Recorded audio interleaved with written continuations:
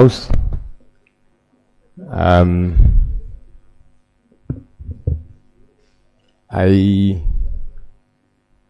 I'll be hesitant for now to pass on congratulatory messages because I believe there is still some issues to be taken care of. But anyhow, it's good that we are back.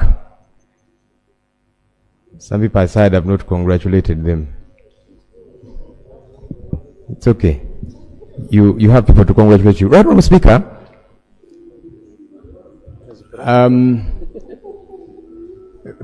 Please protect me from members who want me to congratulate them by force, right, Honourable? I certainly cannot congratulate anyone by force. Colleagues, congratulations are voluntary. Okay, so we have congratulated Honourable Joel. Who? I have congratulated. Oh, you did? I didn't hear that, right, Honourable. You might be having issues as a leader of opposition. Anyhow, Honourable Speaker, I wanted to react to your communication and also seek for some guidance. Last week we were here briefly as we were sending off our colleague, the Honourable Stella Isodo. We had just come out of the election. I did raise some critical concerns.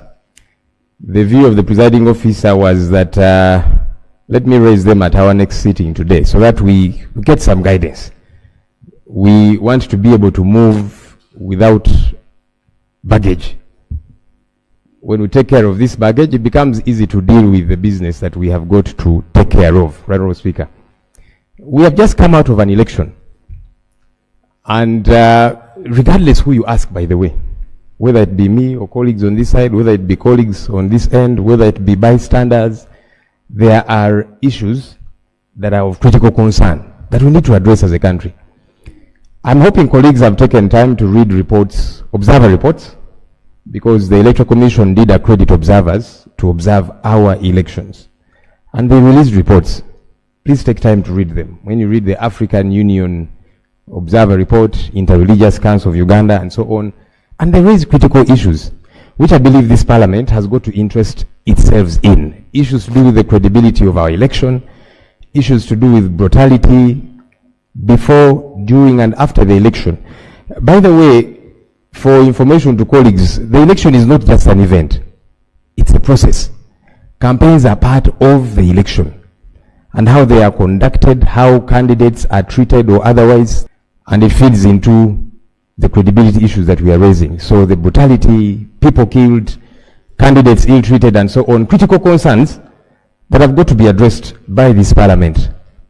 People are still abducted. Right, Honourable Speaker, on the eve of the election, colleague leaders in my political party, one, our Deputy President in charge of Western Uganda, Jolie Jacqueline Tukamushaba, a lady who is well known to you, was abducted. To date, her whereabouts are not known. The Honourable Lina Zedriga, our Deputy President in charge of Northern Region, was abducted on election eve. To date, her whereabouts are not known. A gentleman called John Mary Sebuf, who is a councillor, and several others. You see the challenge about these issues. We keep raising them and some colleagues say, but you are pestering us. Yes, we shall pester using this platform that we have. It is unacceptable that people get abducted and their whereabouts are not known for one day, for a week, come into 2 weeks. Why can't people be produced in court? Government needs to help us understand. I'm not above the law. No one is. I can be suspected to have committed an offense. But what does the law say? Arrest me vis-a-vis the law. Produce me in a court of law. But when you hold me somewhere, family cannot access me. Law, what do you want us to do?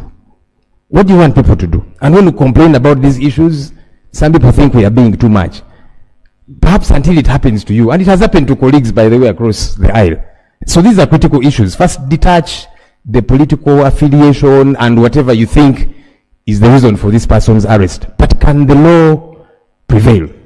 And these concerns have got to be addressed, Honourable Speaker. Hundreds of people arrested, polling agents, people held in police cells for more than the 48 hours that are allowable within the law. That is not proper. And when we raise these issues, let's address them as people's representatives. Forget that I am NUP or NRM, because it can happen to any of us. These foundational principles have got to be respected and fought for by all of us in this room, Honourable Speaker.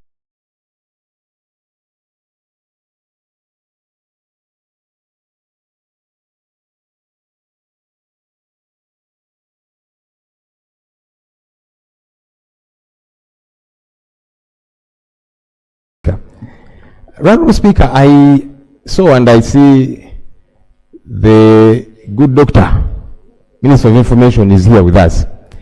My party leader, after the election, his house was raided, the Honorable Chagulanyi Sentamu Robert, who is an OB of this house. He managed to sneak away. I kept seeing the military, I kept seeing the Minister of Information here saying no one is after him. But as they were saying that, the military was continuously descending on his home, raided it, broke into it, beat up his wife and family members. And the following day, the minister and other dignitaries were saying, no one is after this man. I said, look, just like I have made it succinctly clear, no one is above the law. If there is an offense that the Honorable Chagulanyi Sentamu Robert is suspected of having committed, whether it be running for president, some people think it is an offense that you can challenge the Bush war general, and so it's an offense. Whatever offense it is, why don't summons get to be issued to him? So that then he's able to show up and is charged. Honorable Speaker, yesterday his siblings tried to access his home. After the minister again said, no, all is well, people can access. His siblings went there yesterday. And police officers, several of them deployed there, they said, we don't have authority to allow anybody to access his place. I want to know, is it official that the Honorable Chagulanyi Sentamu Robert is under house arrest? And for that matter, people cannot access his family?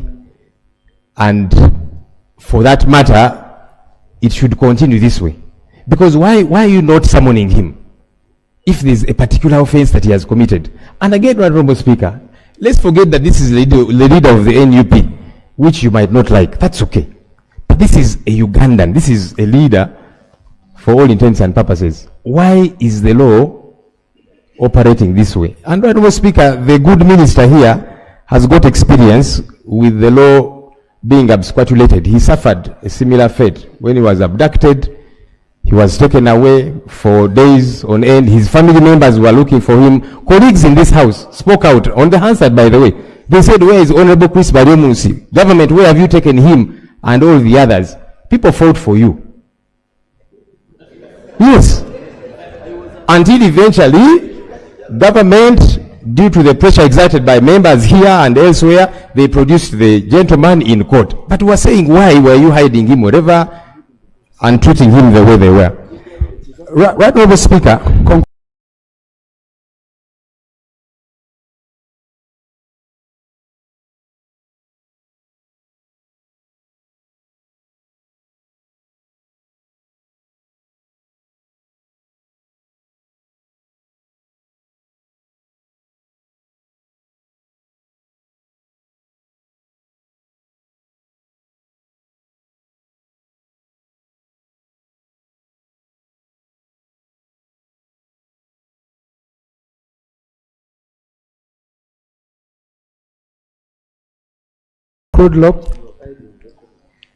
The final issue which I think this House has got to be addressed on.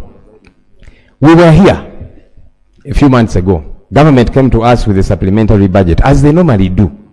And we are going to have several others. I normally tell the Minister of Finance, why don't you plan properly? When you keep bringing here supplementary budgets for obvious things, it is quixotic. Anyhow, they bought a supplementary and said we need to purchase these machines. I and the Hansard can really, bear me witness. I said, look, we want to purchase these machines expensively at this point in time. What has changed? In the last election, we used these machines. They failed to function. The census came around. The machines failed to function. And now government was telling us, here is the panacea to vote rigging. And it was interesting that government was conceding that they preside over a government that allows vote rigging and all of these different things. And they said, now we have a solution so that votes will not be rigged by government officials, because government is the one in charge anyway. These machines, when you see how much we spent on them, it was nearly 400 billion shillings. Part of that was to purchase the machines. Part of that was to train operators. The other was to hire people who were going to operate them. The other billions were to integrate features on the ballot paper so that when you scan it with the machine, it it functions. All of that came at a cost. But alas, on election day, the machines failed to work. And we said, wait a minute, how come they have been functional? Honorable Speaker, we were here in the conference hall. The Electoral Commission officials came very excited and they presented to members of parliament. Some of you were there. And the machines functioned. And members were happy. Of course, others were sad, saying, so if this thing functions properly, will I survive? I saw those concerns from members. But we're saying technology is a good thing in this day and era. But we got to election day and the machines failed to operate. By 11, by midday, people were not voting. And the Electoral Commission issued a statement and said, okay, let's go back to the register. I said, what happened? We need an answer because we spent billions of taxpayers' money. Is it that fake machines were procured? That means somebody has got to be held responsible. Is it that good functional machines were procured? However, they were frustrated from working. We need to know.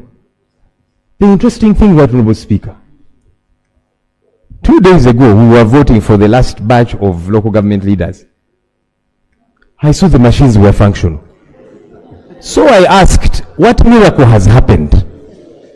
That the machines which failed to work at presidential and parliamentary, district chairpersons, lord mayors and so on, now when we are doing the last leg, the final one, the machines functioned. Government needs to bring us up to speed. What happened? Because a loss was occasioned for the first elections.